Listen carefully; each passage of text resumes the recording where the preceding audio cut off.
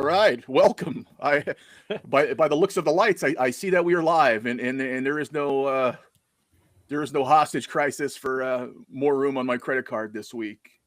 So I'm live with the crew. I'm live with Diana. I'm live with Jeff. You know what? I I contacted you guys late, about noon my time. Let's do a show. Yeah. It's too big a weekend, in not only sports but a weekend in pool, week in pool. You can say to where we just let a week go by. Obviously I don't want to talk about it. I'm gonna tease it all next week, but we got a nice show for you planned next week. So this is like the little recap week. So we're gonna spend some time together. We're gonna bullshit. We're gonna razz Diana about Canada losing today. So America, free bird. don't be offended by the background. Yeah, so like I said, it's big weekend in sports. I'm a giant NASCAR fan. We had another great restrictor plate race or Back-to-back winner, yeah. a pack race. Michael Jordan, 2311 Racing. Tyler Reddick going back to back. It's fucking awesome, especially in those races. And not to get too far into different sports for everybody, but those races are hard to win. They're crapshoots, and for this guy to find himself on the last lap coming from out of nowhere to win back-to-back weeks. Awesome. Good for Michael Jordan, too. For some reason, he caught a lot of shit last week when they dumped ice on the guy, and his son, he's like a 5-6-year-old son, got ice in his shirt, and Michael Jordan's behind him, like grabbing the bottom of his shirt, trying to fan the ice cubes out. And people are like, oh, Jordan, you're a fucking pedophile, and like he caught so much shit for it, and luckily, you have people like Stephen A. Smith and a couple other guys are like, stop this shit, man. He's pulling ice out of this kid's shirt. It's like every if you touch a kid, inside of a 3-foot radius, you're a pedophile anymore. It's fucking stupid. Anyway, NASCAR race. Did I mention hockey, Jeff? We kind of Jack Hughes with like no teeth, missing all the teeth. With This the, guy with the game winner in overtime. I'm surprised they called that penalty because I thought they were going to let it ride in the third period. Man, that was too brutal to call. In this game, dude literally took a stick to the face, had his front teeth split, some knocked out, some split.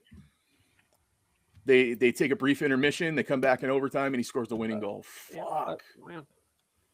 I would have been there with the bag on my face. Connor Hellebuyck, man. Listen, the man showed up.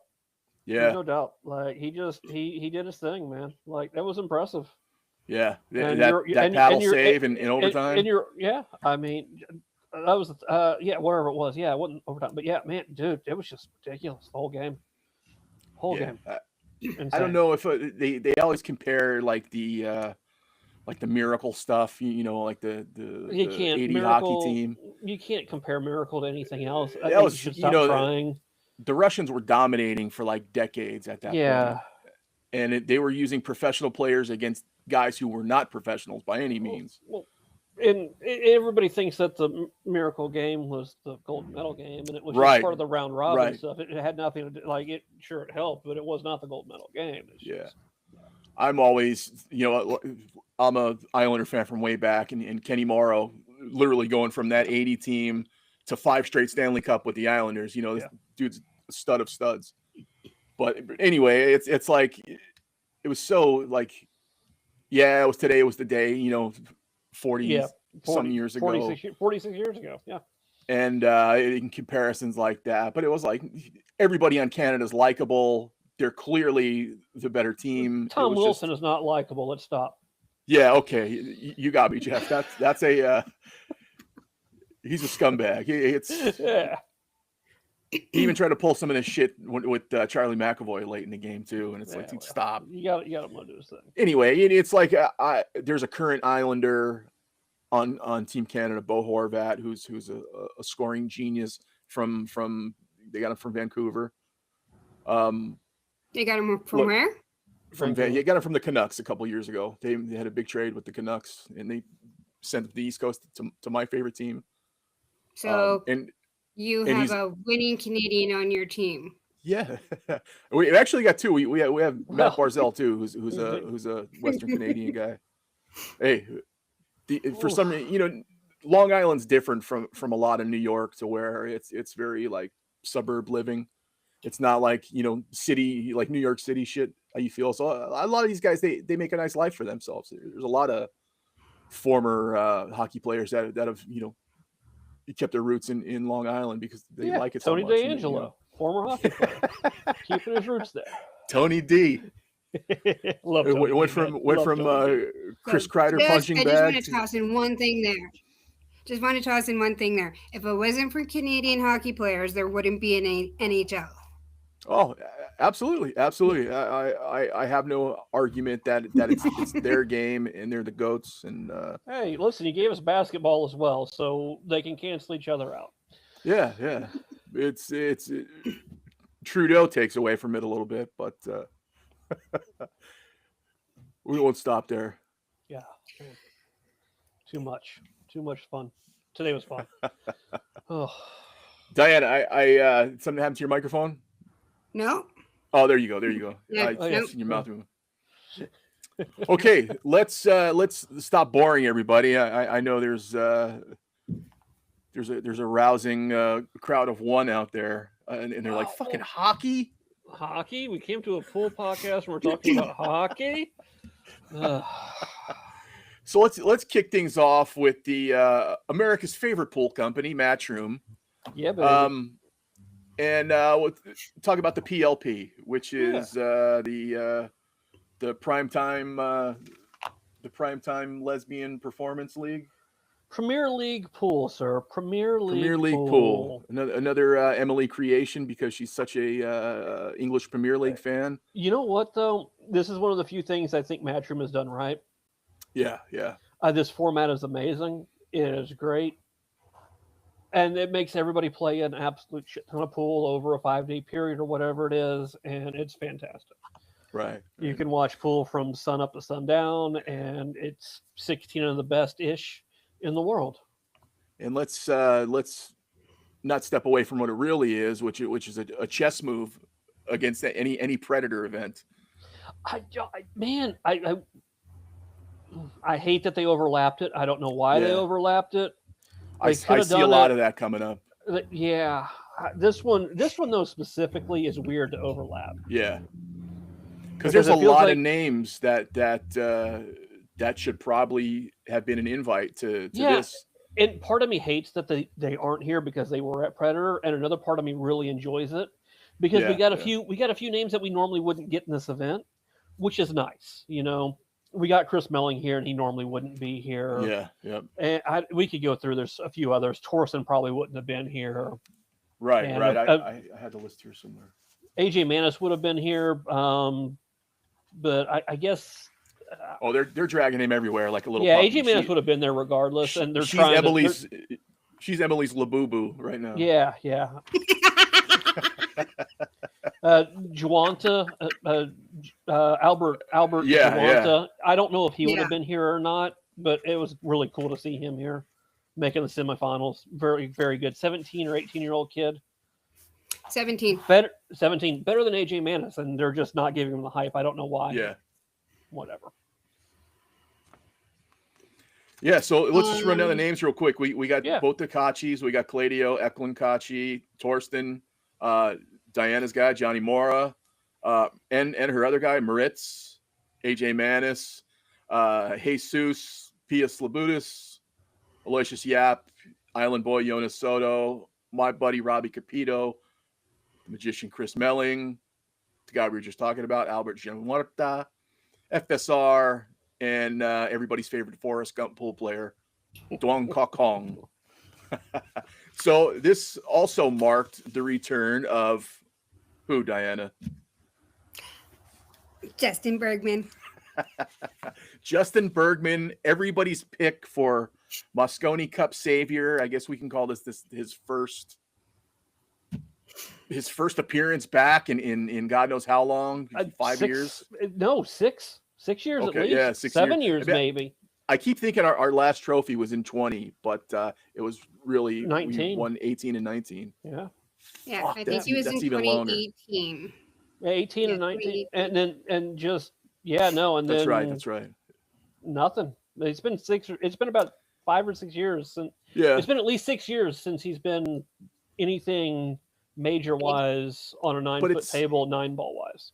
It's not for a lack of like he's been in a room and locked himself away. Like he's been out there, he's been playing, he's doing a lot of the ultimate stuff, and so only he doesn't really live last, Missouri. 1 year. It's only been about a year to 18 months where he came back out, because for 4 or 5 years he was locked in a room where he was not out at all. True, he didn't leave. He did not leave Missouri for like 5 years. I think there's always we talk a lot on this show about addiction and sobriety, especially last week with Greg Hogue. If you guys haven't seen that episode, please check it out. It's done very well. We're still a growing channel, and I scale the amount of views that we get, and that's one of the better shows that we've had, and he's got a following. We're trending upwards. So it kind of just hit, and one of the first things that we clicked on was addiction and sobriety, and that's something that goes hand in hand with Justin Bergman. We've all heard the stories, we've all seen the pictures. I got to say, as a guy who's been through it, I look at somebody and go, "Addict, you're fucked up." I look at him now and I don't see it. Right. So hopefully, he does look good. His let's see what we had here. He had 15 matches. He was in the first cut. You would say that they cut 6 players first. Yep. 15 matches, won 6, lost 9, won 52 racks, and lost 59. So he's right down the middle on everything. I mean, real quick, Duong just dogged the 9-ball on the hill. Oh, really? Was he on the hill? He was on the hill and he dogged a 9-ball. Wow. Okay, sorry. No, this is good. That's what I want. So this is just what Jeff's talking about here is the finals of the PLP between FSR and Dong Kwa Kong. What's the score now? It should be 6-4 now, I think. So Duong Kuk's up 6-4 on in a race to 7. So sorry. So back to Bergman and the PLP and not qualifying through the first round. Yeah, look, he didn't play horrible. No. He had some wins right down the middle. I think if it went any lower than this, I think people would have been like, yeah. But no, he's right down the middle. He could have came out and won it, and we would have all been like, holy shit, it's true. He is the savior. But no, this is what I expect. This is look, 80% of the roster isn't here. You just can't show back up and just win. We hoped he would. Yeah, I was hoping at this level. Fuck no, it's not happening. But I mean, you gotta think like what we have out there now. If he would have came back like 5-6 years ago or like 7 years ago, he would have dominated. Just dominated. Yeah. He would have just outdid everybody. Just winning. He would have been like Josh or Federer a couple of years ago. Right. The game's changed a little bit. But I think the game's changed so much bigger. The game has changed to help him. I think tighter pockets and the cut break. Big advantage for him because his break was always his weakest point. And now with the cut break, absolutely, he gets it dialed in, and he will. And he got it close in this event, but he'll get it dialed in more going forward, and it'll help him a lot. And you got to understand, he didn't qualify through the first cut, but it went to the second tiebreaker for him not to, and it was the loss versus Robbie Capito, who beat him 5-0. It was one of Robbie's only good wins of the entire tournament, and things happen, it's hard to do. But what I noticed from Bergman playing throughout the tournament was he did every hard thing correctly. That's a good point. He dogged some of the stupidest, easiest shots you would ever imagine, and it cost him 2 or 3 games. Not racks, I mean games. Yeah, but these are all things he's got to learn from. Yeah, it's all feeling. He'll put it together. Mm-hmm. Yeah. So, anything, Diana? Anything stand out to you? Obviously you got your guys in there, but did any matches that you saw that were after watching all week? I can definitely say we're about to witness a wicked comeback from FSR from being bloody dormant for the last couple of years since COVID. And for the past week, I've seen old FSR, like the FSR that we like. So you remember when they were in like the Arab country, when Saudi. they were in Matchroom was in the Arab country. Oh yeah, like the World Saudi Championships. when he played. Saudi Arabia. When he won the World Championship versus what's his name? Yeah. So I think we're about to see that FSR again because he was playing as quick as we used to see him play, and he was even like we're seeing an FSR comeback, I think, and it's going to be great. I think it's going to be great. He's one of those guys. You see his career arc, and it's like this: it's up, it's down. You know, he wins, he goes away. He's one of those people to me. I don't really consider him like the top shot maker. If I had to put him making shots up against like let's say Josh Filler or Fader, like I wouldn't even put him in the same zip code. But for me, where he stands out is his safety game is better than anybody's. And I think that's where he excels. And something like this, where it's a short race, and if everybody wants to get out there and show pony and just buzz right through their opponents, it's only a race to 5. You can play slightly different, but he locks you up. That's right. And he puts you to the test, and he makes you use your extensions. And it gets him that extra rack here and there. And in a short race to 5, an extra rack is massive. Just staying alive. That's all you need. Just keep swimming, and he does that, and that's where he excels in stuff like this. And yeah, but that's where you got all these little show ponies now. You know, like the second Asian wave is happening, and everybody's razor sharp and lightning quick. You got a guy, a swaggy Spanish veteran like that. You know, fuck it, I'll slow it down. Yep, let's bring to street level. And that's like Diana's saying, that could be like his now he's trending upwards with that. Not to go too far off the path here, I think with the second Asian wave that you're talking about, I don't think it's going to last. Well, yeah, I mean, like the first Asian wave, we're talking about Efren and Jose Perica. Those guys had staying power. Of course. I think with this, I'm not talking about Yap. I'm talking about the younger kids. I don't think they have staying power. I think they're in it not necessarily for the right reasons. And I don't think they have good people with good intentions behind them. And I think it will lead to them burning out quickly. Yeah. Because when you're talking about these 17 and 18 and 19-year-old kids that have had managers behind them since they were 15, 16 years old, listen, all you got to do is look to Mike Tyson and go, what good is a manager going to do you?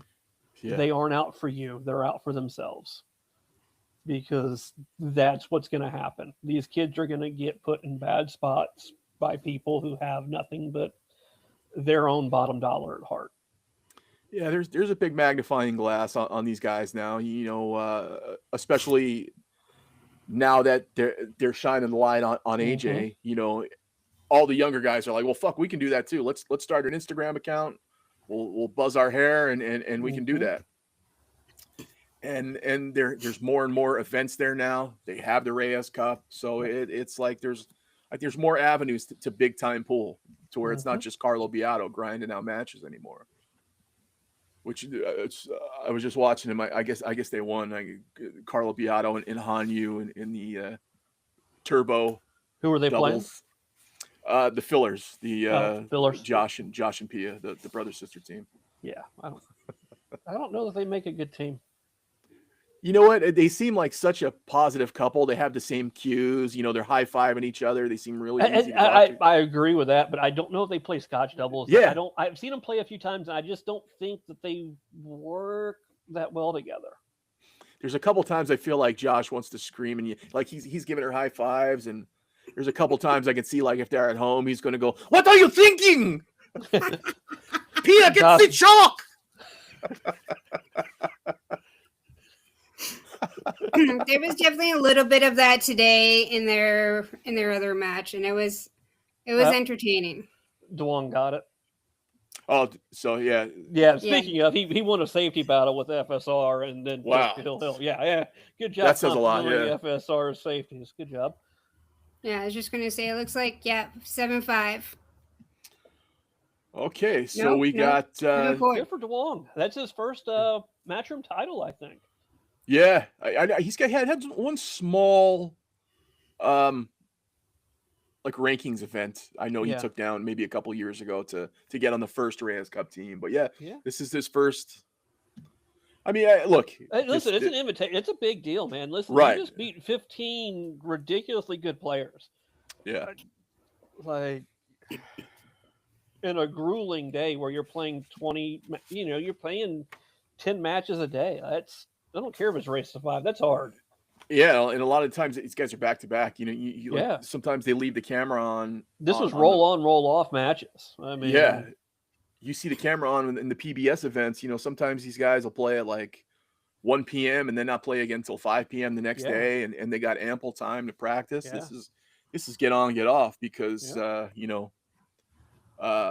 Emily's got to take you out to get some of the local cuisine.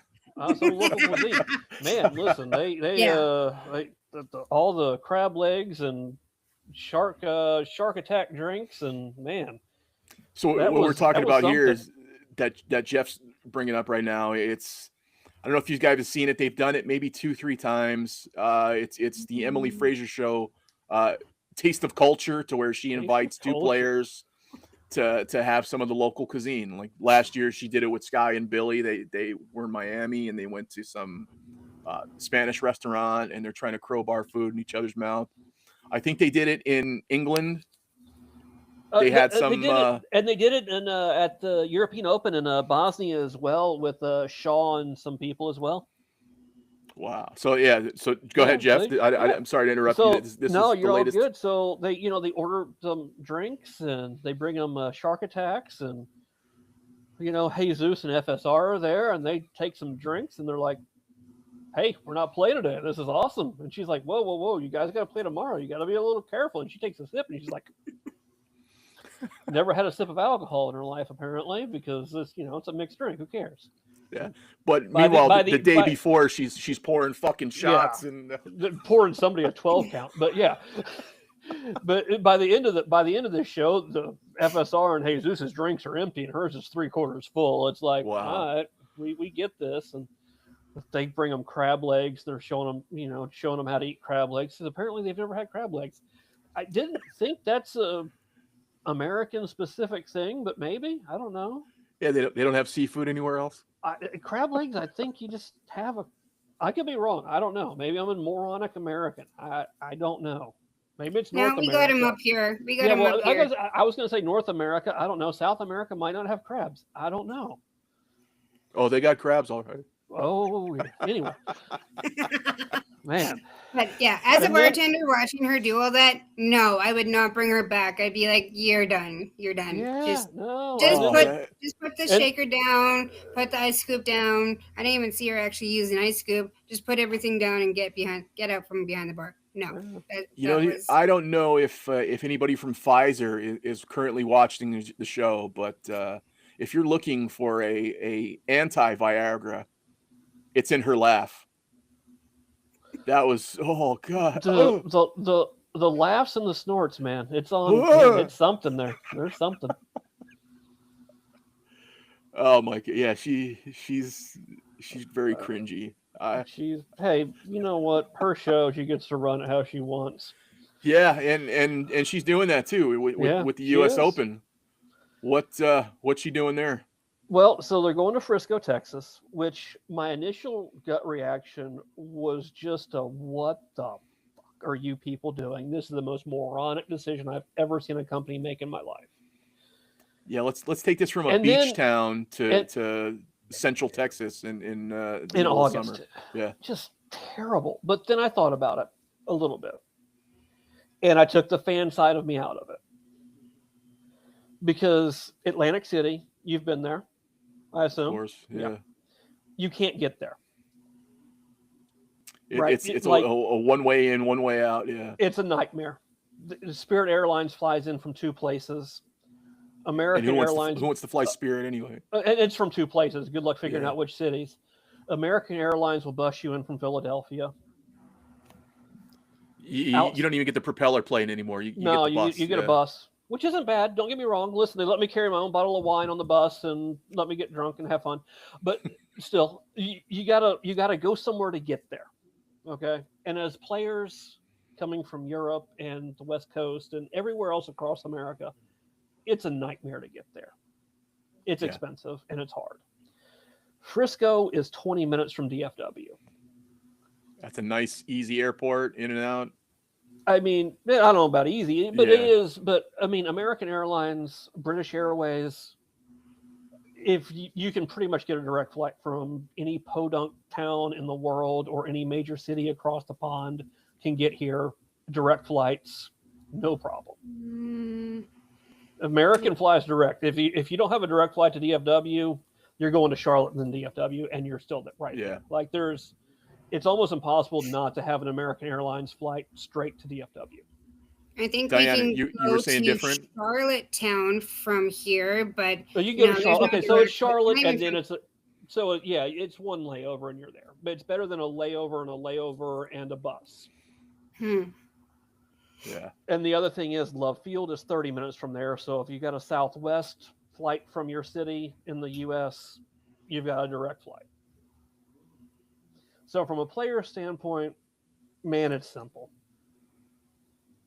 From a fan standpoint, who wants to go to Frisco, Texas? No one. It's terrible. Listen, now, I get it.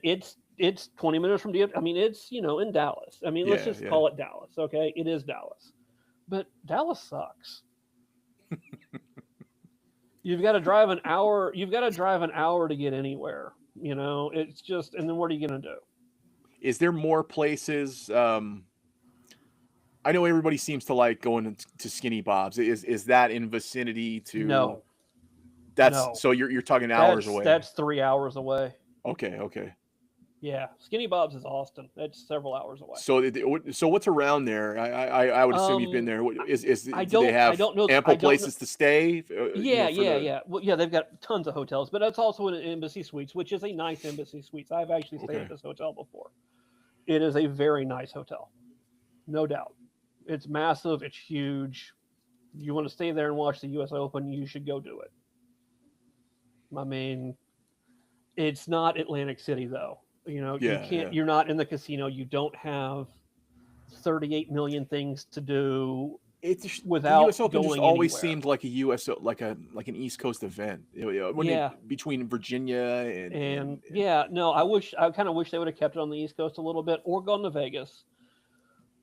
That being said, if you'll notice, Matchroom it seems they've made a concerted effort to take all of their events out of casinos now.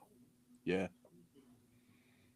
They've moved the Moscone. They've now moved the U.S. Open. And when they took back over the reins in 2017, 18-ish, give or take, of really getting into stuff, they were doing these events at casinos, and now they pulled them. So I think they're trying to move away from the gambling aspect. Yeah, but tons to do in Frisco, but it's not a spectator thing. It's every other big city in America. Yeah. I think with the casinos, I think there's a little bit less of a control element for her than she probably likes. They're unionized. There's always a boss of a boss there. She can't say, I need more fucking tables in here and I'll do this and do that and control shit how she likes, to where, like El Caribe, I'm sure she's a shot caller there. And Embassy Suites, I'm sure she's going to look like the big dog there too. Man, and both, Royal Caribbean, man, great place. It's a ton of fun to be there, but, and maybe they'll do the same sort of thing at the U.S. Open here now that they have more control over the floor, because there are certain things in casinos you can't do. Because, man, all the pool tables they put out for the fans at the Moscone in Florida, fantastic idea. Maybe they can get that done. Maybe they can get that done here at the Embassy Suites in Frisco. That'd be fantastic. Yeah, because let's not shy away from it. It's a tremendous hustle for the guys that are in their booths also. Yeah. Yeah. Sky Billy have their tables. Jason Shaw has his table. Everybody pretty much has a table of some sort. And it could absolutely work out better for the vendors because there's not as much stuff for the spectators to just walk out of the tournament room and hit the casino floor and just be like, bye. Everybody that's in that situation is looking more to gamble of a captive something. audience. Yeah. And let's be real. You're in a city of just shy of 9 million people in the metro area of Dallas. Yeah. It's not gonna not be sold out. You're gonna sell every ticket you could want and then some. If you're not in a casino, you're more likely to spend money with them gambling against the players. Anybody who's at a pool event to begin with is going to want to try their luck against the pro. You know, it's just like I brought up a couple days ago, the chats on these pool things that we watch on YouTube. Everybody's a 950 Fargo. That's amazing. There's no discrepancy in it. I could have made that fucking shot. Oh, he should have weaved around the 3 and banked it off the corner of the pocket on the point and brought it down. That's what I would have done in my league. YouTube chat is amazing. It is interesting. Yes, there's sometimes I wonder, I'm like, how did we get away with talking about this on the internet? Those chats are I've had to block some people on some of those. Yeah, it's normally like I have it on. I have a couple screens in my pool room here, and I don't see the chat at all because you'd have to go put it on through the settings and all that. You watch it like a regular TV, but I carry around it's better to watch it that way. Yeah, of course. The only chat room I venture into is post ups because at least it has a few. They get a few decent people in post ups chat. But when I have it on my iPad though, it's always on the right side of the screen, and I would have to shave the screen off, but just you don't really pay attention to it. You glance at it, and you see these fucking people just run their mouth, and that's half the reason why I post some of my pool on my page, because look, I'm talking about pool. I gotta know how to do this shit, right? If I'm going to talk about it at a professional level, I got to know how to do it at a professional level. So this is like, here, take a look at this shit. I'm talking shit and I'm hosting a show. I know how to do these things. Half these people talk about shit, and I'm like, have you held a fucking queue in your life? Listen, I might talk about it. I might not be able to do it, but I will damn sure put some money on the table to make the bet good, and we'll go. I might lose, and I'll be okay with that. But I'm going to fire away at you. We'll be fine there. My thoughts on the U.S. Open is how far they actually moved it away from Canada. So in Atlantic City, it was a hop, skip, and a jump for us. It was. Yeah. Probably you could maybe fly there for probably, I'm going to say maybe hopefully under $2,000. Would you say a bulk of the Canadian entrants come from Toronto? You can't fly to Atlantic City is the problem. Right. Yeah, well, just like the neighboring. Fill your jersey. So, yeah, you got to go to Philly. So being down in Texas, that's going to be an easy $3,000 flight now for us. No, way cheaper. Promise you, it's way cheaper. From Canada? No. Yeah, absolutely. Our prices are DFW is one of the biggest hubs in the U.S. It is stupid cheap to fly to DFW. That's probably very true for you guys. But if there's ever a corporation monopoly, Canadian Airways is like literally the definition of it, because the prices that you guys pay and the prices that we pay is you pay like 1/16 of our price to fly. For me if I were to fly to like Toronto right now, easy $3,000, easy $3,000. Even for me just to get to Calgary, if I had to get it under $1,000 for a round trip, I'd be happy. I can fly like first class from Memphis to Montreal for like $700. And Memphis sucks. So yeah, that sucks for y'all. That's terrible. Mm-hmm.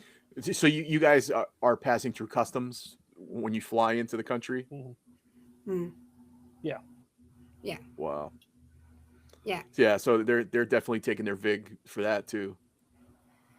When I fly, when I'm leaving the country, I usually have to good 2-3 hours before because those lineups to get through customs up here is take a Wait, Costco lineup and times it by 4. So you have to clear customs up there before you fly here? Yep. And then we go through customs again when we get down there. From country to country. country. No, leaving here we don't go through customs. Yep. So when we fly out of there, we have to go through customs and then security and then customs and then fly. And then when we get back, we have to go through customs again to get back into the country. Wow.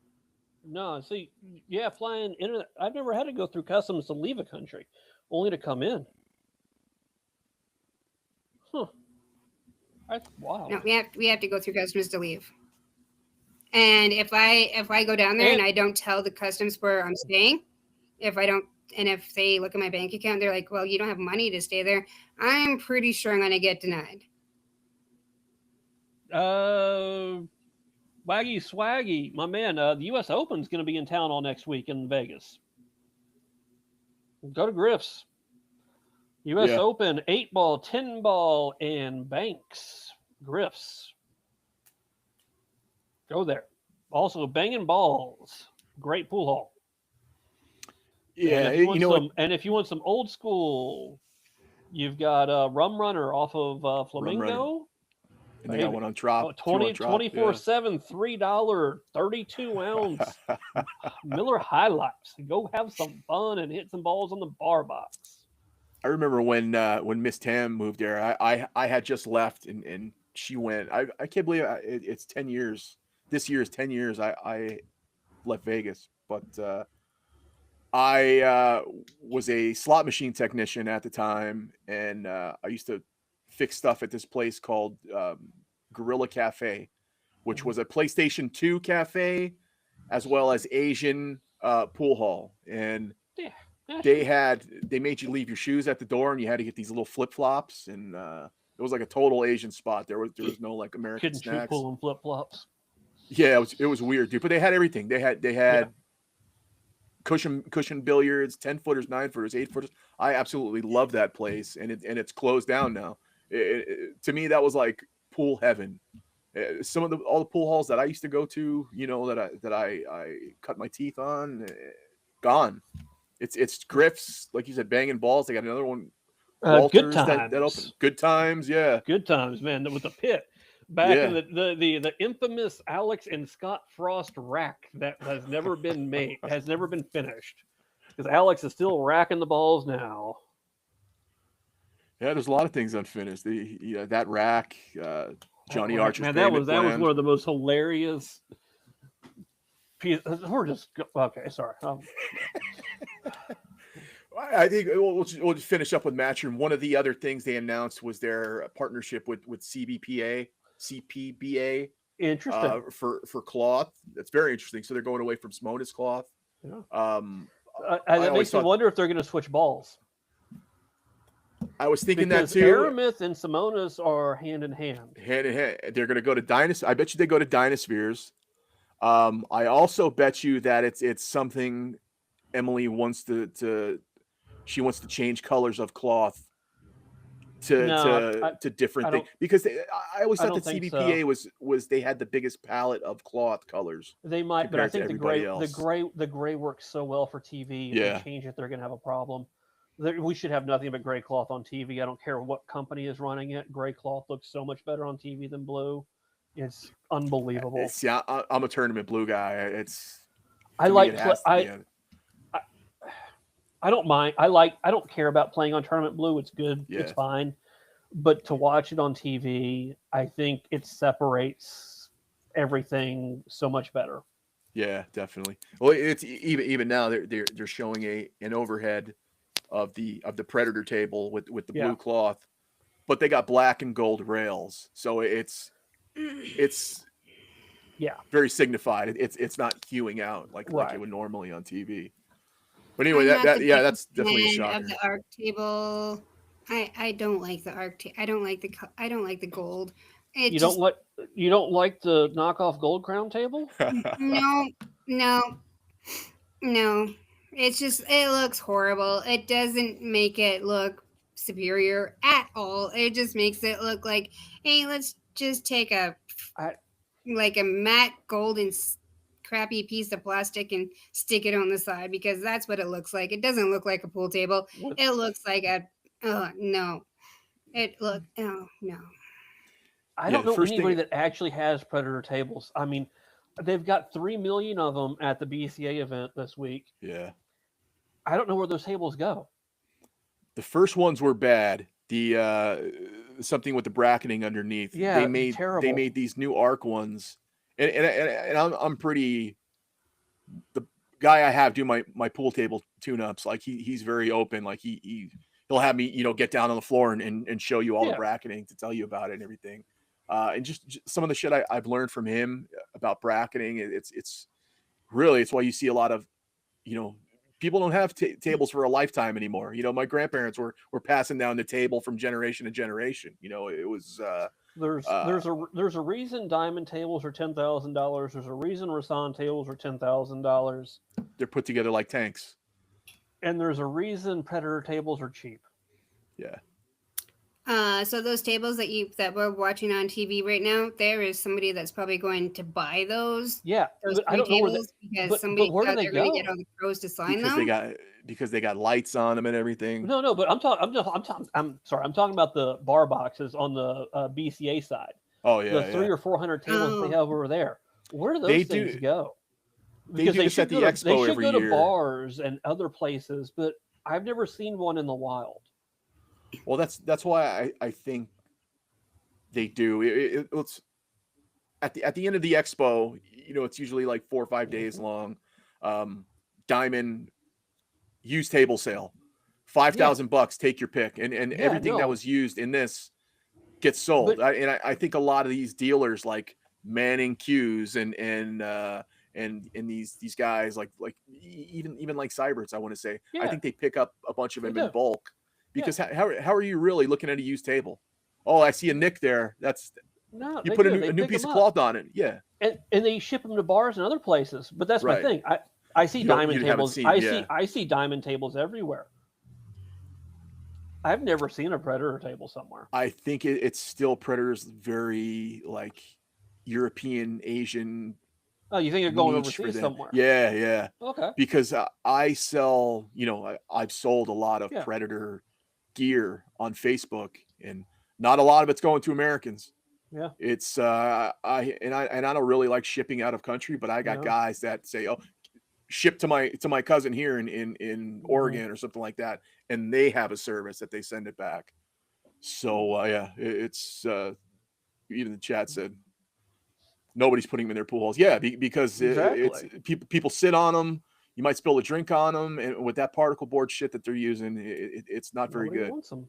But these tables are a little tiny bit better than the last ones. But one thing I noticed, and maybe it's just me because I'm Italian, we leave fingerprints on everything. We're a greasy person by nature. Watch this.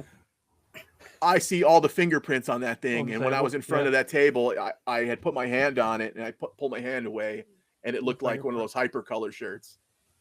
So I think they pick up everything. They should have made a brighter decision. You got Josh Filler representing you. I've never seen the guy sweat once, so I think with that in mind, they used a completely different material. But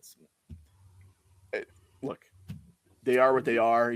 Everybody is trying to do the opposite of somebody else just to stand out. Actually, I think I'm pretty sure when I was in Puerto Rico, I'm pretty sure I took a nail picture on the edge of one of the Apex tables, and I pulled my finger away after the picture was done. I can pretty much probably pull my print off that thing. Yeah, probably. It's sad. I don't know. I don't know how Predator actually. I mean, I guess I get how Predator makes money, but what they're shipping all these tables, and I don't know. It's weird. It just feels like a big money laundering operation at this point. we'll talk about in a few minutes where about how I feel about Predator and their money schemes. But I guess we can just briefly talk about the Predator. Yeah. It's one of those large events, men's 10 ball, women's 10 ball, yes. turbo doubles, and even a junior companion event. I love the all inclusive events. It's in no way means finished.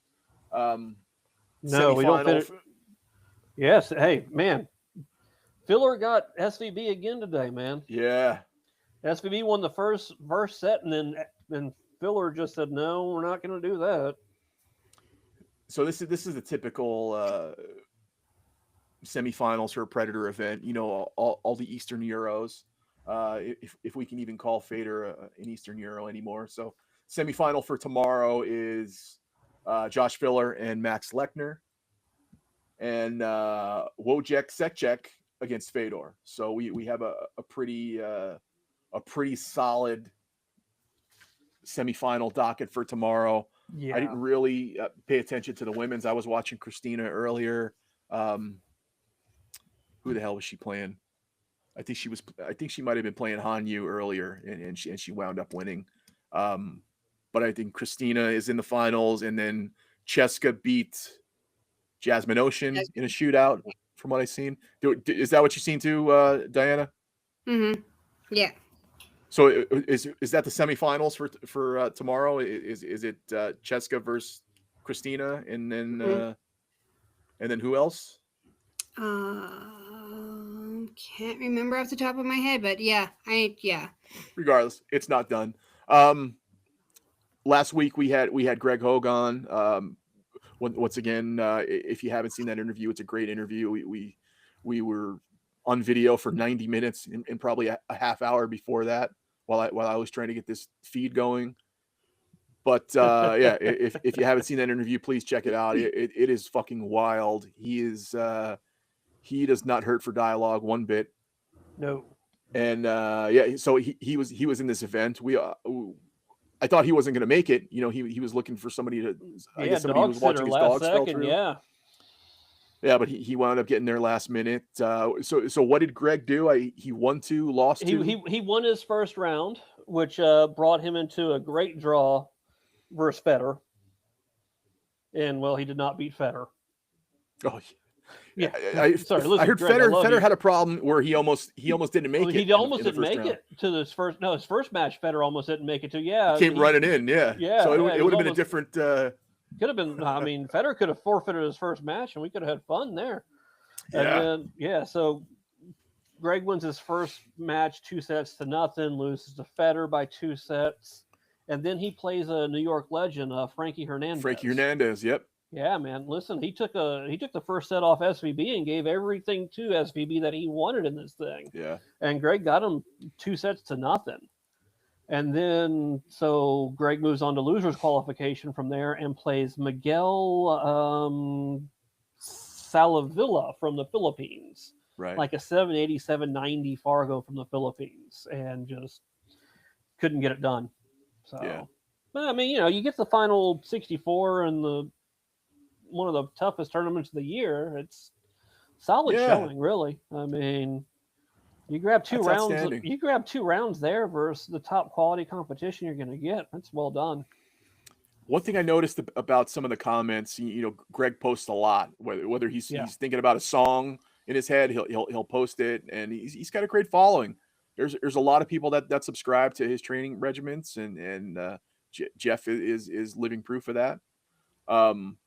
But one thing, there's a lot of people on there pulling for him and commenting on him, and he's like he said on the show, he's went through addiction. He's had 30 years where he was chasing the pipe, and that's fucking real, man. I went through it myself. It's almost like you got to rebuild yourself, and we see a lot of people pushing him and happy for him that he's rebuilt himself to this moment here, and he's still. Sky's the limit for him. He's still going, yeah. Yeah, he's 50, but he's not dead by any means. He's just getting his stuff back. his Scotch Doubles partner, she said that she designed that shirt. That is an awesome shirt. I would totally rock that shirt that she designed. The jersey? Yeah, the jersey. Yeah, that's cool. That's an awesome jersey. It's but I'm more of a red girl, so I don't know if I'd rock yellow, but black and red, yeah, totally, yeah, that's a great shirt. And just a side note, we had a Canadian in the top 16, Ben Francis. So, yeah, that was pretty awesome. And he was doing commentary, wasn't he, earlier? Mm-hmm.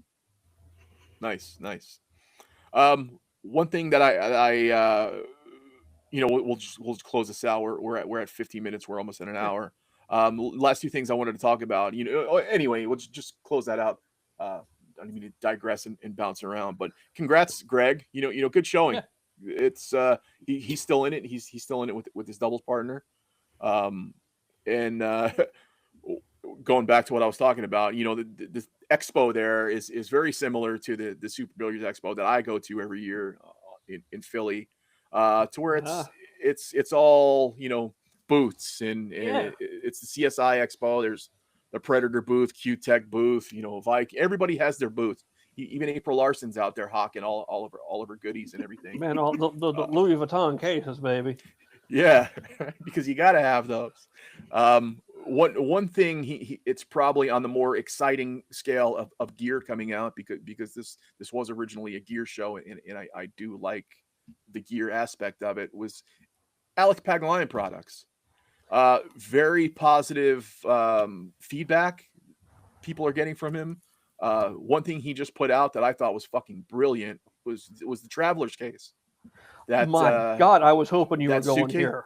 Did you see that, Diana? The carry-on piece of luggage that he had, so you can put your cues in there as well as the rest of your shit.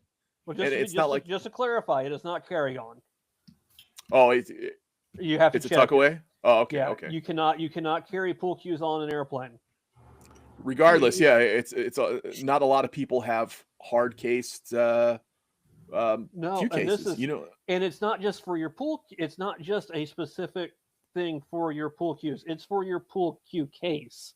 Yes. As well as your clothes and everything else that you need to bring with you. It's long enough to where you can put your arsenal in. And it's a hard case with a TSA approved lock. Yes. A thing of beauty that has been needed for a long time. Absolutely. It's look, everybody puts out a glove and a chalk and all that, and it's comparing apples to apples. But this possibly a game changer. Legend Billiards put out a case about 2 or 3 months ago that was very similar to this, but it was a soft case. It was very similar to a duffel bag, which I've already got. I throw my cues and my clothes and everything in a duffel bag and get it tight and everything. Worrisome as anything traveling. A hard case? The next free $349 or whatever it is will be spent on this case. Yeah. Hands down, buying it. That's a good buy, yeah. One of the other things that's big to do in the pool world is this shaft, the Alex Pagulayan pristine shaft. We're talking about Greg a little bit. One of the latest victims of the seduction of this shaft was Greg, and they even let him use it in his matches. Yeah, I don't know. I don't know if he's using it again today. Oh yeah, yeah. So everybody says how this shaft is the next big thing. It's a carbon fiber shaft. I don't know what makes it different from any of the other 100 carbon fiber shafts on the market. I don't either. But what's crazy about this, and look, I'm a bottom dollar guy. The price of this shaft is $800. Now, that is, to my knowledge, the most expensive shaft, right, carbon fiber shaft on the market. So the most expensive shaft next to this is $675, and that's for the Fedor Gorsh 6060. Yeah.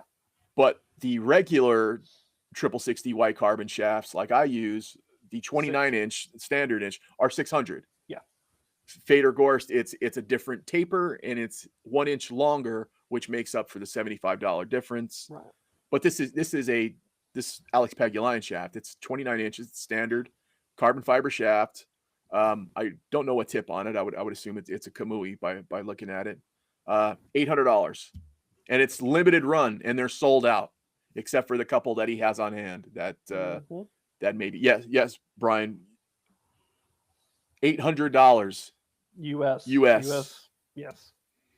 And I would assume if you buy it off the website, you're looking at tax, shipping, expo prices. I'm pretty sure you can just give him $800 and he'll sell you one. But everybody's raving about this, and who knows? It could be one of those things where you make friends with the person who sold you your car, and they go, "Hey, give me a good Google review," and you go, "Okay," and you say, "This fucking Tony was great. He changed my oil." But I don't think you can get Ralph Souquet to say nice things about it if it's not nice. True. Right? I don't think Ralph's gonna just say, "Oh, it's nice." Shane Van Boning liked it. Ralph liked it. Yeah, I don't think these guys are just gonna say nice things because Alex is a nice guy. Well, I'm pretty sure this is the same cue that he was probably working on. He's been working on it for years. Yeah, he was working on it for a year. I think his demo is a guy outside of Calgary. He does no marketing.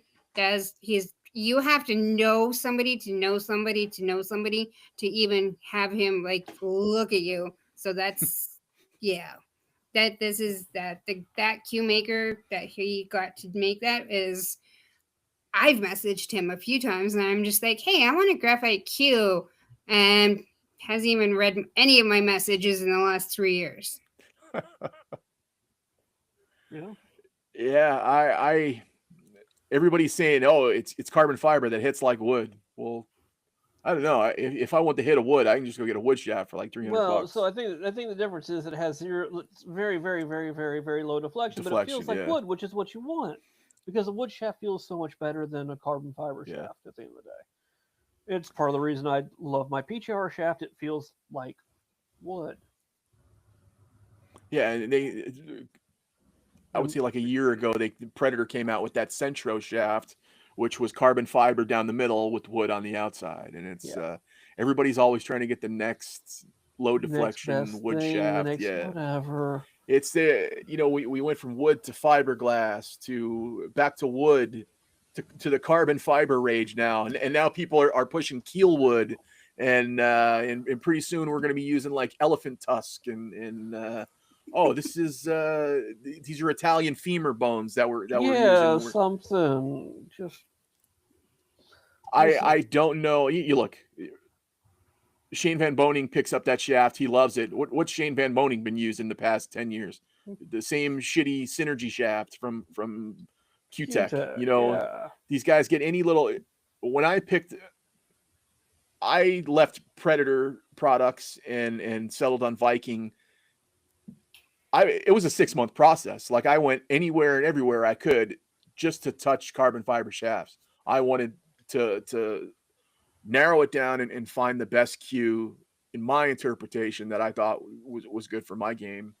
I landed on white carbon in a Viking butt. I had no idea that the two are combined when I decided to pair them together. It's just how it worked out. But everything's different. And when I went from hitting a Revo shaft to hitting the white carbon shaft, it felt like night and day. So I can see these guys that are playing with Predator shafts and Q-Tech shafts. They hit this and they go, "Oh my God, this thing's great." But I just can't see it being that different than anything else on the market. Maybe it is. I haven't tried it yet. Maybe it is. But I can't make that determination. All I can go is by what I see. And when it's $200 more than anything else on the market, I got to question that. I love Alex. Alex is one of my favorite pool players of all time. Yeah, exactly. One of my favorite pool players of all time. Do I think this cue is worth $800? Probably not. Yeah. But are people going to buy it because it has his name on it and make him a ton of money? Absolutely, and good for him. Go for it. It's not gonna make you make 2 more balls a rack. I'm gonna tell you that right now. That's all right. It's still these. Yeah. Pulling the trigger. Yeah. Yeah, and it's the tip on the end of it as much as anything as well. Of course. You got to put it all together.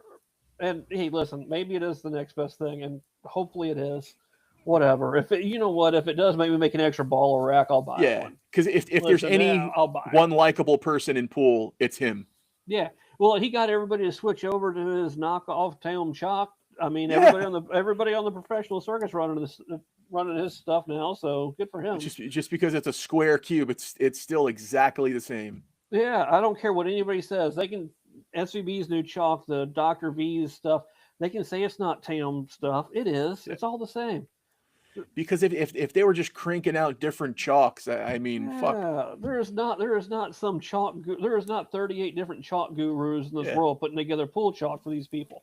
Emily's got guys in a lab with beakers, coming up with the next best chalk. No, it's the same stuff. Yeah, it's the old master chalk and triangle. People used to say, "Oh, I prefer master to triangle." It's the same fucking thing, made in the same place with the same wrapper. If you turn them, yeah. Yeah, I don't know. Diane, are you when you get your foot all healed up, are you going to buy a Pagulayan shaft? I'll see if I can play with it first. I don't know about buying one. Yeah. Well, good luck finding one. I'm waiting to the expo. I want to shoot with it. I pretty much used the same cue since I returned. So plus, I don't know if I'd be able to go back to like an 18 ounce. I've been using a snooker cue pretty much my entire life. Me and my dad used the snooker cues, and if I actually had to use a regular 12, 18 ounce, I would not be on my best game at all. No. All right, so that's the Alex Pagulayan. That's my rant about the Alex Pag shaft. One last thing that I have on the docket for all of us to chat about is the great Predator BK Rush debate. This is something that started last year. There was a woman that used to work for the company that sponsored us. And she went off for one of those. I think one of those places that sells everything.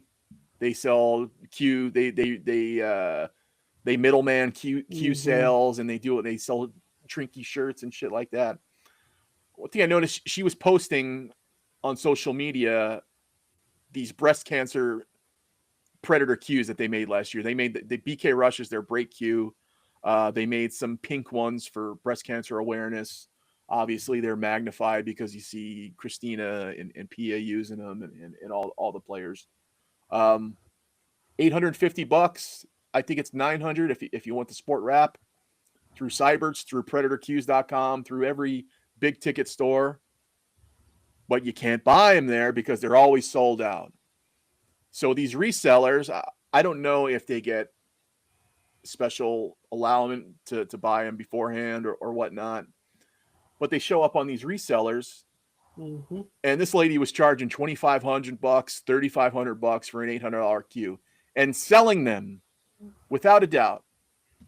Every time I've ever sold a Predator product, I've never had it online for more than a day. Yeah. People go fucking crazy for Predator shit. And by all means, I was a big sucker like that too. That fucking panther, boy, that's a seductive panther. There's nothing like if you're new to pool or you don't really know your shit and you see that panther, you get seduced by it and you want to buy it. $1,500, sure, absolutely. So I know how crazy people go over Predator. They used to put out P3s, and I was in love with P3s, and every time they put out a different color one. Man, I got a wrapless P3 at the pool hall for sale right now if you want it. No. Don't mention that again either. Well, it's better colored.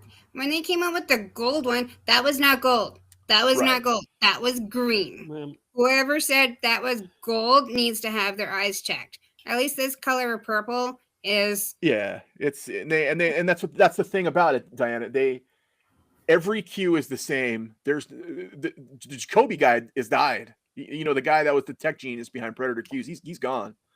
Everything they put out is the same thing, just different colors. And the P3s, it used to be, you know, it'll have like a white base with a matte black strap. Then it'll have a black base with the white stripe, and they just keep the trend going.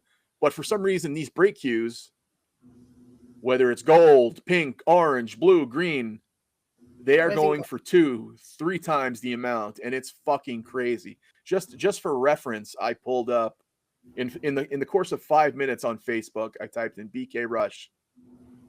People selling it for $1,500, $2,500, $1,200, and sold out. This, to me, this is disgusting because, you know, the average Joe who may just be a Predator fanboy, or they may just want a good brake cue. They go online, they try to buy it from Predator or any of these trusted sources, and they can't because they're sold out, because dealers are selling them and holding them for hostage. I think it's bullshit. I think it's something that I've brought up to Predator numerous times, and me and Predator have a long history of love and hate with each other. You know, they did me dirty on some sponsorship shit, and then tried to hide it, and then so me and them go back and forth like cats and dogs. They could nip it in the bud by allowing only, hey, you want to buy some of these, resell them, great. Here's 3 of them. Here's 5 of them. But they're giving these guys. Simple. MSD, you're a car guy. MSD did this years ago. They were having big issues with their spark boxes being resold. They had a big issue with the supply and demand thing, and they had their vendors that were selling them way above what they wanted them to be sold for. And they made it very simple. If we're going to sell to you, you can sell our products. Here's what you can sell it at. Yeah. If you sell it for a single cent more than this, you will never get another product from us in your life. Yep. Dealer markups. Yeah. MSD is a company that is, I don't know how much bigger than Predator could ever dream of being. But they are. I mean, every car from the 1970s till now has some MSD part on it. Whether it's your distributor, your spark box, your coil pack, whatever. And that's what these guys did. They said, hey, we're cutting it out. We're done with this crap. Predator can do it. They choose not to. Yeah, and it was to the point where I kept commenting about it, and they were deleting my comments, openly deleting my comments off of Facebook and Instagram. And I what I'll never do on this show is disclose the professional players and the people I think are dignitaries in this game, what we talk about, but there's an overwhelming number of people that have come out in support of this that are massive people in the game. They know it's happening. We know it's happening. Predator knows it's happening. What's being done about it? Yeah, nothing. You're holding the consumer hostage when you're taking in money hand over fist over here. You know, okay, the stream is free. Thank you. But it's not like you're not getting revenue from it. You're getting ad revenue. You're getting viewership revenue. You're getting ad revenue. They've got LG as a sponsor. You can't tell me LG is not paying them some money. Yeah. They've got the biggest booth at any expo every year. Matchroom talks about not being able to get big corporate sponsors. Well, Predator has L-G. Yeah. LG is kind of big in my mind. I don't know. Maybe I'm wrong, but seems like there's kind of a big company. Yeah, there's one company that's not hurting for additional income and sponsorship help. It's them. They're everything. Look, we got the Little Nightmares Junior next to the Yaleen 8-ball, next to the fucking the Pro Billiard Series sponsored by Predator, sponsored by Coca-Cola. I'm sorry. They're doing it. They can nip it in the bud. They choose not to. What's it going to take? Don't even talk about the manufacturing cost. It's probably $12 a cue. Of course, and that's one thing I always bitch about is. And the dealers probably aren't making shit to begin with on this stuff. And that's, you're right about that, Jeff. They don't, because I talk to people at Cyberts. I've talked to people even locally here, like there's little mom and pop pool shops here. They make $0 off of Predator stuff, but they have to carry it and they have to order it because that's what people demand. There's places out here. They're like, oh, have you heard of Nick Varner cues? Have you heard of Schoen cues? They make money on those. They're good. They're good, probably better cues. And they're they make more money on. Yeah. Like what you can get an actual custom cue for the same price point you can get a Predator cue for. And it's there's nothing. It took me with a better warranty and better customer service if something goes wrong. It took me snapping a $1,500 Predator cue over my knee like fucking Bo Jackson. Earl Strickland. Yeah, there's nothing. There's no technology in this wood. Look at the pie cuts. There's no special true plies. It's wood taped on other wood, wrapped up in veneer, in laminate veneer stuff. It's not even real. It's a hunk of fucking wood wrapped in fucking linoleum. Yeah, I forgot whose cue it was. I forgot whose Predator cue it was the other day. That was, I don't know if you posted or somebody else had posted it on social media. It was a $1,500 or $2,000 Predator cue with the wrap coming off the outside of it. Right. Yeah, that was a Jay Flowers cue. It was a $1,500 Jay Flowers cue. Okay, Jay Flowers, yeah. And you literally seen it looked like a leg you pull out of an old chair. It was linoleum. Yeah. It's crazy. And I look at the cue I have built by a guy who's in the Hall of Fame of cue making.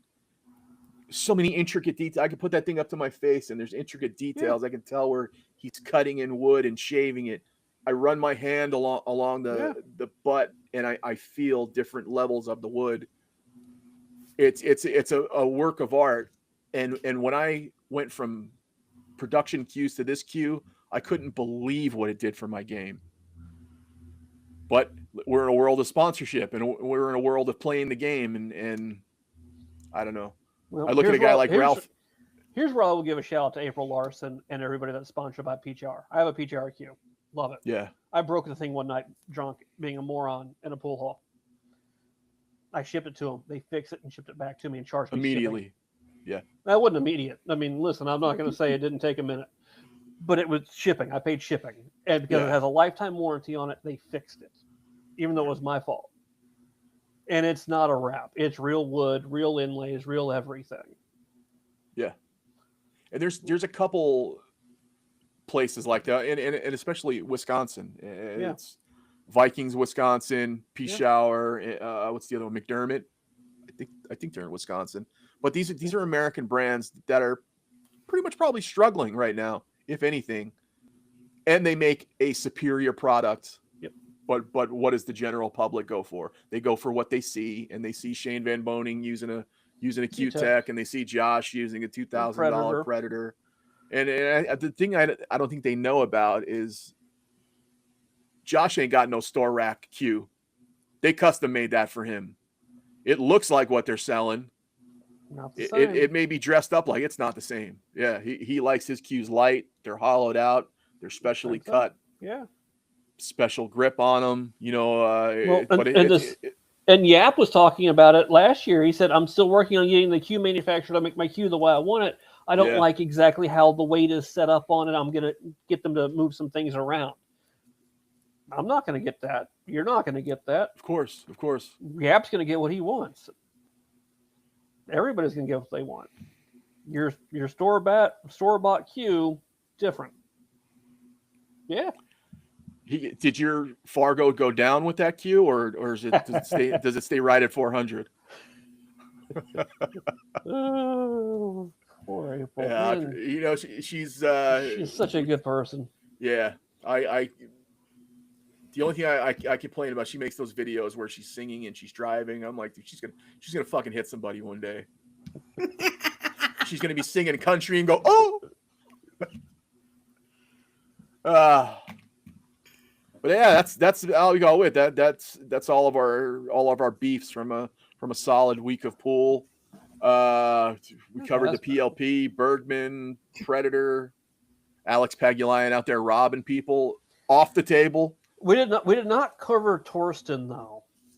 So what do you got? Or Appleton's win. Oh yeah, Appleton. Oh, that's right. Cool. The John Schmidt no-showing show as normal. Oh, so it's not just a family emergency like they said he had. It's we don't know. I didn't see. He didn't have the cash. No, there was no cash involved. It was just more like I think somebody said he just kind of didn't feel like showing up. It kind of like got nervous and didn't want to just be there. I don't know. Against Darren. I mean, it's John Schmidt too. Like he can not show up sometimes. It happens. Maybe he did have a family emergency, and if he did, my bad. But that was a great match. That was a very crowd pleasing match. That was. I didn't watch it at all. How close was it? Close or? Yeah. Mm-hmm. Yeah. Good for Corey. Good for Corey. I'm glad Corey kept it close because he did not. I want to say it was like 120. I could be wrong, but they were both over 100, and it went to 150. And Appleton won. He lost the rack at 148, but he got it back for I can't remember what Corey did, but he got it back, and then he got his 3 points. 3 points. And I don't even actually think he got his last point. I think Corey just stood up and said, and just shook his hand. Well, listen, if it was within 20 or 30 balls, that's a close straight pool match.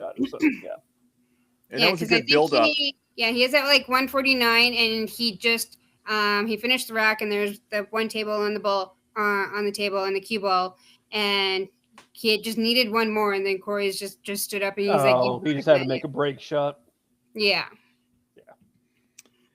They had a big build up for that. There was a poster out and everything, and obviously, with today's technology, they changed it to Corey. That was a pretty slick way. I'll give Predator credit. That was a slick way to switch it from John Schmidt to Corey Deuel. How it kind of just transitioned to Corey. That was cool. I like that. Good for them, and good for them that they're putting more things around Darren, because there was I don't want to call it a breakup. He went from Predator to Tiger very abruptly, and now they built this event around him, or specifically chose him, and good on that, because Darren's a fucking legend. Yeah. He went through some hard shit. Mark White was talking about the heart attack that he has, and he's wearing a defibrillator, and the guy was dead for 40 minutes. And fuck. And he had major issues with Matchroom, and now he's back here battling out. He had a good post today on Instagram talking about how he enjoyed being back in Vegas, and it was the best event he's played in a very long time, and that's good. Like, I love Darren. You've got to have these events in Vegas that make sense for pool players. Yeah, because the Derby, you've got the Derby, and you've got Vegas for where these guys can go gamble for I guess you got Buffaloes, but that's a different ball game for one pocket. But you've got about 3 events a year where pool players can show up and gamble, and Vegas is one of them. And this is an event that it's concrete on this time every year. You can pencil and you can write it in pen in your book. And this match has always been solid. It's one of my favorite. I think it was maybe 23 where Joe Rogan was there, and he was he wound up calling the Kachi Fedor match. So speaking of Joe Rogan, I think he's going to play the U.S. Open. Really? Because it's close to his home. I mean, I get it. It's a few hours drive, but I think Federer's going to get him to play. I think they're going to make it to where Joe Rogan will play. And Diana, did you see that John Mora reached out to his buddy Joe Rogan a couple That was awesome. days that ago? Was pretty cool. Yeah, so in case you guys don't know what John Mora was trying to get into a Tony Hinchcliffe show. And he just, because Joe Rogan has brought up John Mora's prowess of switching from left to right. He talks about him on the show. John Mora hit him up and said, "Hey, can you get us in? The show's sold out." So is that where the John Mora playing the bar box versus the comedian thing came from? Yeah, okay. I believe so. Yeah. Okay. All right. That's cool. Yeah. That was funny as anything to watch. And I was reading the comments on Facebook about it, and people were like, what is this loudmouth comedian doing over here playing a pool player? Blah, blah, blah. I'm like, God, the guy's having fun. What are you talking about? Who cares? Yeah, that was interesting. That was a good like 15-second clip. And I was just like, John, why can't you do that when it's like, but that was pretty awesome. Yeah. And he showed the chat between him and Joe, and it was just like not even like 6 messages between them, and then Joe was just like, I got you. And it was, So I guess that will conclude our show. I'll say this: we got a very good show next week. I'm not going to disclose. We have a special guest. We were talking about Joe Rogan. Hey, he's a friend of Joe Rogan. Yeah, yes, he is. I need a better whiskey, man. Listen, what do you got back there? Little Buffalo Trace. Listen, for $30. Just one more thing on the expo match. For $30, I'm not getting a better whiskey. Okay, that's just fine. You know what? Next week, I'm not going to promise I'll get a better whiskey for next week, but we'll see what happens. I don't know if we'll be back in town. What's a better week? Give me a recommendation. Yeah, if you're gonna make that call. What should I have? What should we do? I'll take and keep it under $100. You say Johnny Walker Blue. That's too easy. No, that's Scotch. But I don't want to give me a bourbon and don't say Pappy. Like, just be realistic. Something that I can pick up at a store. Go ahead, Diana. My dad's more of a bourbon person than I am. I'll get his recommendation and I'll send it in the chat. But there's just one more thing I wanted to note on for the straight pole match. The commentator was George, and there probably couldn't have been a better commentator for that because he actually knew what was actually like. He knew actually how to play the game and all the rules and how it was before. That helps. Yeah, so he was like correcting everybody in the chat, and it was like the perfect commentator for the perfect match. Alberta Premium Cask. Listen, I will try, but man, I'm in the dirty South. Like, I got no promises on getting Canadian anything down here. That is one thing I will say. I would like to say, going back to commentary, that's a good thing I meant to bring up with the PLP. Jeremy Jones, for the first time, and every commentator with Matchroom this weekend kind of grinded my gears. None of them paid a single bit of attention or had any clue what was going on with the standings and rankings. Yeah. Jeremy Jones legitimately told Bergman that he was in the last 10 before he played his final match. Ooh. And he said it on air that he had told him that. So I'm not just speaking out of turn here. I'm not speaking out of school. He said on air, we were outside talking before he's playing his final match, and I said, hey, I think you're in the finals no matter what happens after this. They got his hopes up. And Bergman, being the professional that he is, said, I don't care. I'm going to play to win my last match no matter what. I'm going to do my thing. So good on him. He probably did, but he wasn't in. Jeremy was completely wrong. Completely wrong. And they had issues all week trying to figure out who was point-wise and everything else. Well, Matchroom had the stuff scored live. They have to have a computer screen there to look at, or a cell phone or something to go. Yeah. And production just team, to simply look and go, oh, okay, this Matt, like, you guys have got to do this. Like, be simply a little bit more professional on this event. I get there's a lot of moving parts, but dang, it's not hard. Yeah, they should. They can't just let an announcer go out there, by himself. And he's no spring chicken either. He knows. 60s. I mean, I'm sure they're out there having a cigarette together, just shooting the shit. And it's not like a thing. They're just having a cigarette and having shooting the shit. But still, you can't tell a guy, hey, I think you're in no matter what now. God bless. All right. Anything else? Any more statements, comments, whiskey suggestions? No, we got Garrison Bros. So I think Garrison Bros I can do maybe. I'll put that down. I will. I'll put Alberta Premium Cask Strength down, and by God, I promise you I can't do it, but I will give that a go to start with. We're gonna have to have a special edition every show. We're gonna have Jeff's Whiskey Corner, and he's gonna come to you with his cigar choice and whiskey choice for the week. Well, we could probably actually ship you some whiskey, or that. If you can get it through customs, I'm down. It'll be a half a bottle, but just we have to declare it. It's not like we can send. Well, I don't know if I can get whiskey shipped to me where I'm at. Oh. So I don't know if you can declare it and ship it, or if you just have to just like not declare it and ship it. You know what? You should put it in a maple syrup bottle, Diana. Well, that'd give it some interesting flavors. Yeah, it's coming from Canada. Yeah, maple syrup. Let's go. All right. That concludes it for our impromptu Q-Tang clan for the week. We wanted to talk about the craziness in pool. We talked about it briefly. Join us next Sunday, 10 p.m. Eastern, right back here. We got a very special interview. You guys aren't going to want to miss it. I will tease it later on in the week. I don't want to give it away. You're just going to have to take these suggestions that you should tune in. It's gonna be a doozy. He's got another one. Flathead Don't let the show end. Yeah, no, yeah, you gotta. Oh my god, all right. Flathead 660. All right, we'll see what we can do. All right.